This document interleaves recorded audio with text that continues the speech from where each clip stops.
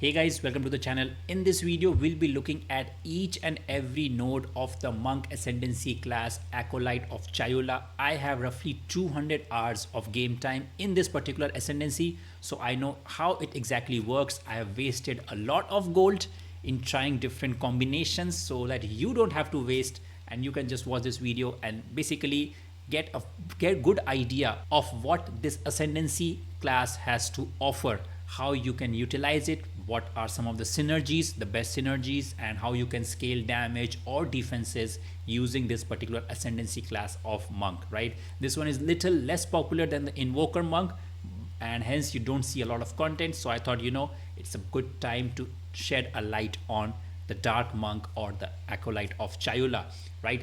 And especially I want to talk about in the end these darkness nodes, what darkness actually does. I have played quite a bit with darkness, how it is going to enhance your defenses and how it is going to enhance your offenses.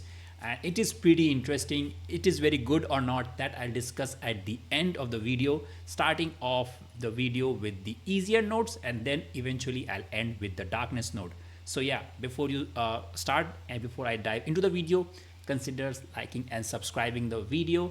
I make guide videos, beginner guides, monk guides all the time. So I would highly appreciate if you would smash that subscribe button, right? So now let's get into it. First, starting off with some simple nodes. Let's start with the chaos resistance. Basically, the node speaks for itself. You get chaos resistance, and then the next node is going to double the chaos resistance, whatever you have. So here you are getting 17% already. So after this, you take this, you get 34%. Now all you need is 20% more, and that is going to become 40%, right? So that's like 74% chaos resistance. But remember, chaos resistance caps at 85% in your character. Keep that in mind, right? So basically 25% more somewhere in your gears. And this is a very good way to cap your chaos resistance. Next one is going to be chaos damage. So number one, the first node is increasing chaos damage. That's nice. But this is increasing chaos damage. You don't get extra chaos damage, right? The next one, this is going to give you extra chaos damage. So it says there's a chance to gain 25% of damage with hits as extra chaos damage. So over and above your existing damage, you'll be getting extra chaos damage, and that is going to be enhanced further 11% by these nodes. So yeah, that is all about this node. There's a chance to get a lot of chaos damage, and this is very, very powerful. You will mostly see the effect of this node during boss fights, because 23% is a lot and 13% is not a lot, 7% is also not a lot, but 23%, so you will definitely see that proc a lot of the time. And basically this is a very good node. Now moving on to the third node, and this is about mana leech. Now it might seem very simple, but there are some nuances to it, right? So mana leech is instant. So what does it mean? Normally the mana leech is not instant. Whenever you get a set of gear where they say leech 8.5% of physical damage as life, this can be mana as well. So this is going to happen over a period of 5 seconds or 8 seconds, something like that, 5 seconds most probably. And if you take this node, it is going to happen instantly. So what it does is that your mana problems are going to be solved because you're leeching mana instantly, not over a period of time. So say something costs 80 mana and you are leeching 50 mana instantly. So the cost has reduced from 80 to 30, like this. And then you can use your gears to not have increased mana, right? You can use something more offensive. So in this way, this node is contributing to your build. Basically it is going to take the headache of your mana from you, and then you can use it to enhance your offensive. But the second one is bit unique, and it says you cannot recharge energy shield. Energy shield by default recharges on its own, but here it says that when you do mana leech, you are also going to leech energy shield. Basically this is good if you are having a big energy shield build, like something like me, that I have 5000 energy shield, right? So I do not want it to recharge all the time. Instead, I would rather take this node in the passive tree. It says Eternal Youth, and basically when I use my life flask, my energy shield recovers, right? So this is what setup I'm using, and someone who is using this particular node, for them this is amazing.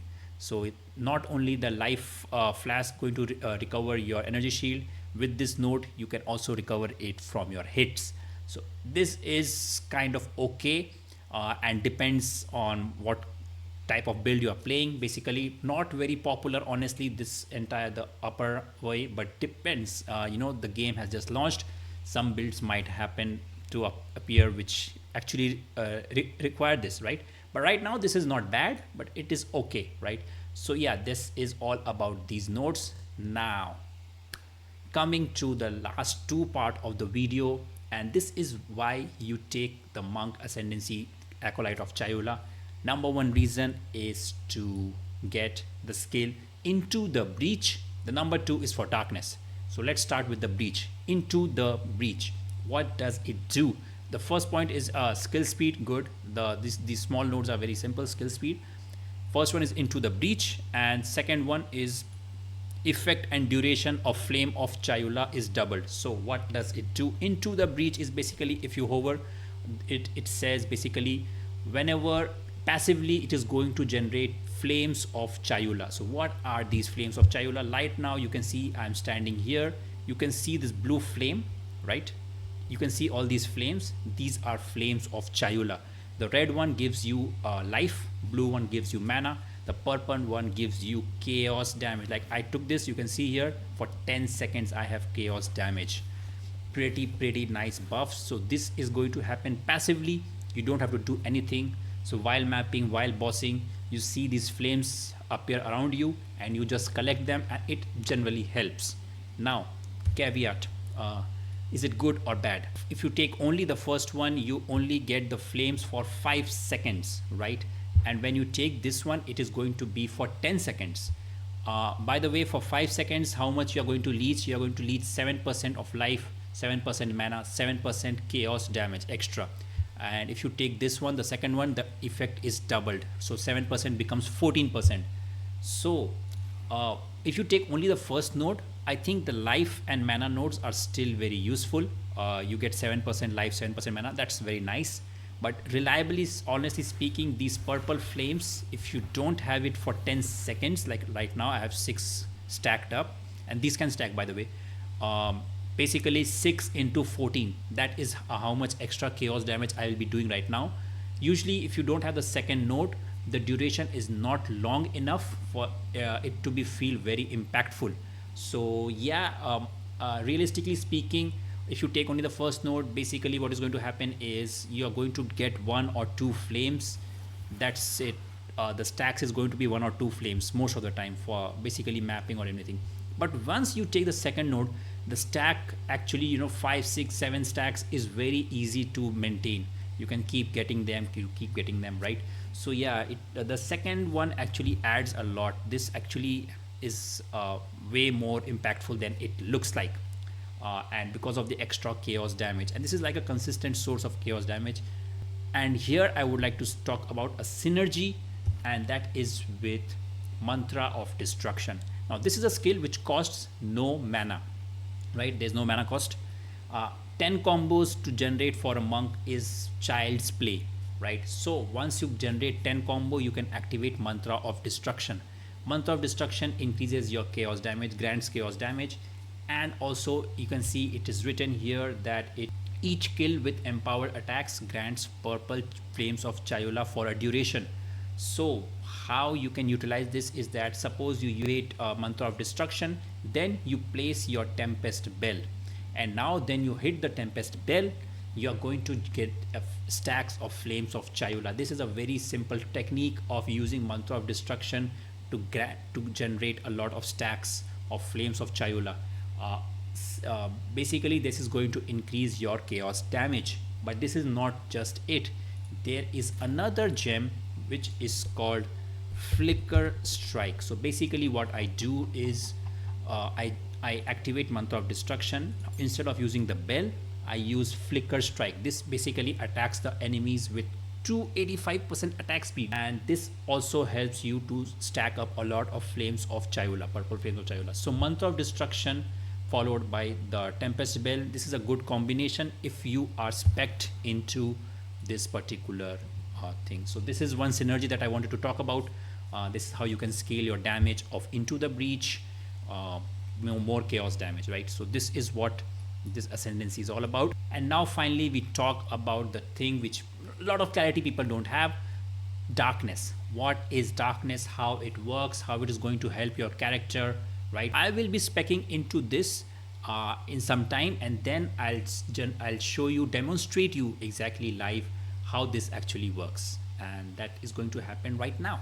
So the darkness node reads as removes all spirit. So you can see here I don't have any spirit, which means I cannot use skills like Herald of Ice, Herald of Thunder, Combat Frenzy, you know, the one which monks normally use early on in the game, right? So this is a big debuff on a monk character, but obviously if they are taking away something, they are going to give you something, right? And that is, they are giving you darkness. So base darkness is 100. I'll tell you what it is, and then per level you get 5 more darkness. So I am level 80, 82, so 80 into 5, that's 400 plus 100, that's 500, right? Then you have 10% maximum darkness increase nodes, which actually increases your darkness levels. So totally I have 657 darkness. I'll explain what it actually does.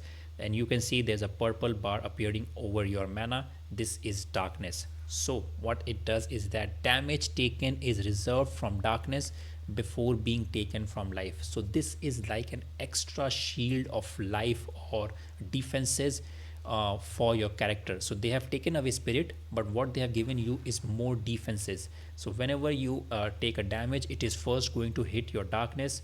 Once the darkness is over, you can then get into then the damage is going to go to your energy shield, and then it is going to go to your life, right? But how is this darkness going to recharge? So it says darkness reservation lasts for 10 seconds. What does it mean is that suppose you have taken a damage and your darkness went from 600 to 300. After 10 seconds, that is going to instantly recharge. There is no like recharge rate. Instantly it is going to happen, right?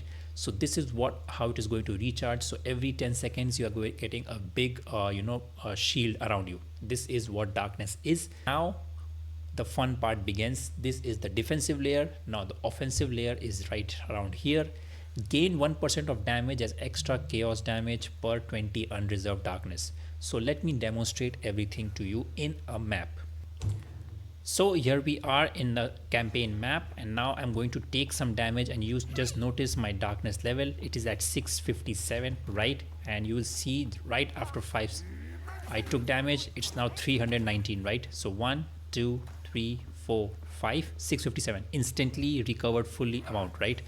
But I just told you it is taking 10 seconds. Why did it happen in 5 seconds? And that is because I have also taken another node which recovers your duration much faster. So every 5 seconds I am getting 657 shield, right? So this is pretty big, defensive layer. And you just saw how it actually works. There's no other way to scale it or something like that, but yeah, this is how it works. This actually is much better at higher levels, right? So this is what darkness is. Now let me show you what the offensive layer of darkness, right? This was the defensive layer. So if I now go to my skills here, I strike, you can play any build you want. Main hand chaos damage 782. So if you notice in your own build, there is no constant source of chaos damage. This is the only source which provides you with constant chaos damage, because 657, right? Now if my darkness level goes down, my main hand chaos damage is also going to go down, because it says 1% damage for each unreserved darkness. This is unreserved, right? So you can see my chaos damage is down to 200, and now my chaos damage is very low. I recovered pretty fast actually, now it's 0, so my chaos damage is also 0. So this is how it's going to be basically. So yeah, you are going to lose out on spirits, but what you gain is a defensive layer, which is very good. I'll tell you, this has very good survivability, and also you get a lot of damage, right? So let's read the passive note again. It says gain 1% of damage as extra chaos damage per 20 unreserved darkness. So what is unreserved is basically these are like I have 657 unreserved. When I take damage, the amount goes down, so that is unreserved, right? So this is all about darkness, defensive layer and damaging layer, but you lose out on spirits, so this is a trade-off. But I'll tell you, this is the only source of constantly getting chaos damage. Chaos damage is very good because most of the mobs do not have any chaos resistance. And yes, before I forgot, almost forgot. This ice strike damage that you see here, 782 to 1300, this actually scales with the chaos damage. So in my passive tree, you'll see there are a lot of nodes with chaos damage. Like here there are chaos damage. As you take more nodes, this amount is going to increase, right? Even my Tempest Bell has chaos damage. If I go to here, main hand chaos damage, so everything is going to scale from this. Basically you have a constant source of chaos damage. Rest of all of the other sources of chaos damage are situational, like when like this is like probability based, 7% chance to gain 100%, 23% chance to gain 25% chaos damage, right?